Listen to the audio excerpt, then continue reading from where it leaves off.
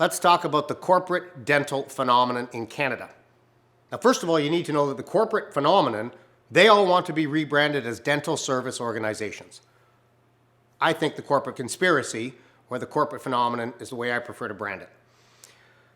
Listen, folks, in Canada today, there's about 12,000 dental offices. It's spring of 2019. So we have about 12,000 dental offices, not dentists, offices.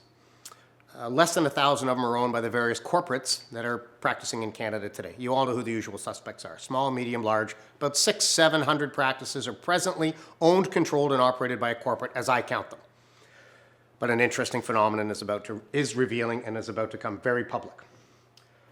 Many people have worked for these corporate dental chains over the last 5 to 10 years. Many of them have associated there. They've sold to these the group accumulators, or they've been staff working in them.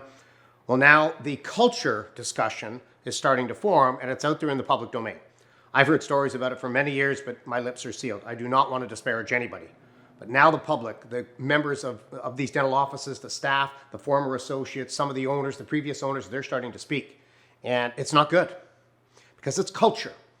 And some of these groups have a better internal culture than others, but you can't teach culture. You can't pay culture. You can't buy culture. You can't build it. You have to lead it, create it, and it's very organic when it happens, and it happens beautifully when it's an organic thing. And some of them have distinctly missed it by a mile.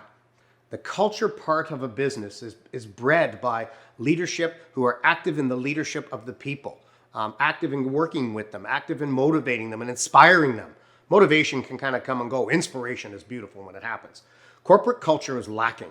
And it happens at a lot of large organizations. That's not unique to dentistry, folks. I think that ROI Corporation, the company of which I'm the CEO, we've had some cultural issues over the years. They take a lot of time to nurture and to build and to promote. And it's so beautiful when it happens, and it's very organic. And I am getting some very distinct reports from people working in some of these organizations. And it's quite sad that the culture is lacking or dead or actually toxic. And that will affect the corporate phenomenon in Canada, which has taken off of late. Has been an absolute explosion. If this culture thing is not dealt with in the very short order, the Canadian corporate phenomenon or the dental service organization phenomenon will be over. I'm not predicting it, but I'm telling you, if they don't get their culture right, it'll be done.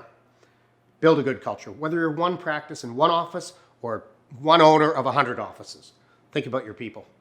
And I think it's Steve Jobs. This is going around the internet everywhere. Or Richard Branson, sorry. The customer is not number one. The employee, the team members are number one.